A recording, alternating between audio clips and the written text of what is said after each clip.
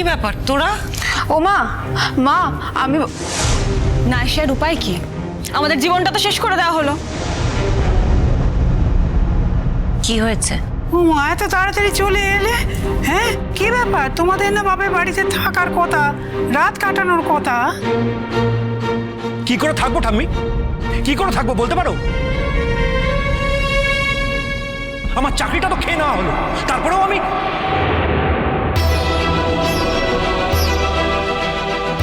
কি কি বলছিস? চাকরি খেয়ে নেওয়া হলো মানে? ফর ইয়োর কাইন্ড ইনফরমেশন, আজকে আমার চাকরিটা চলে গেছে মা। এখন তো তোমাদের সবার খুশি হওয়া উচিত। Are you happy? সবাই খুশি তো? এই, কেন ইডিয়েটের মতো কথা বলছিস তুই? তোর চাকরি চলে গেলে আমরা সবাই খুশি হব? আশ্চর্য তো, তোর মনের মধ্যে এই কথাগুলো এলো কোথা থেকে? মাথাটা খারাপ হয়ে গেছে নাকি? যা খুশি বললেই হলো না বুবলাই? তা চাকরিটা চলে গেলই বা কেন? তুমি জানো না? তোমরা কেউ জানো না তাই না আমার চাকরিটা চলে গেল কেন?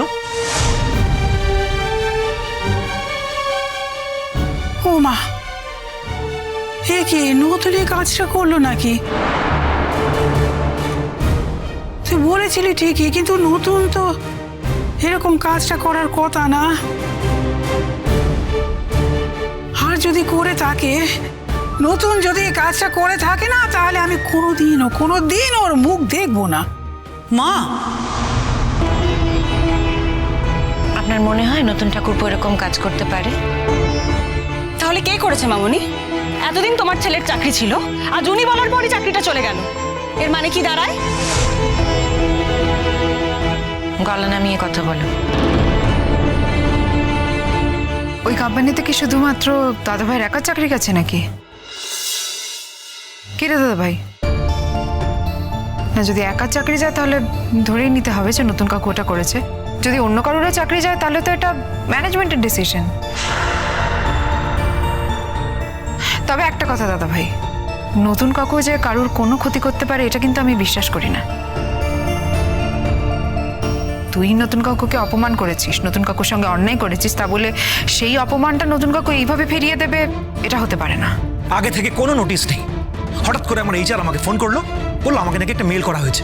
আমি মেলটা চেক করলাম, দেখলাম আমার চাকরিটা নেই। আমি তো ভদ্রলোককে বাড়িতে ডেকেছি। কাকে ডেকেছিস তুই বাড়িতে? ভদ্রলোক বলো না গো, আর ভদ্রলোক?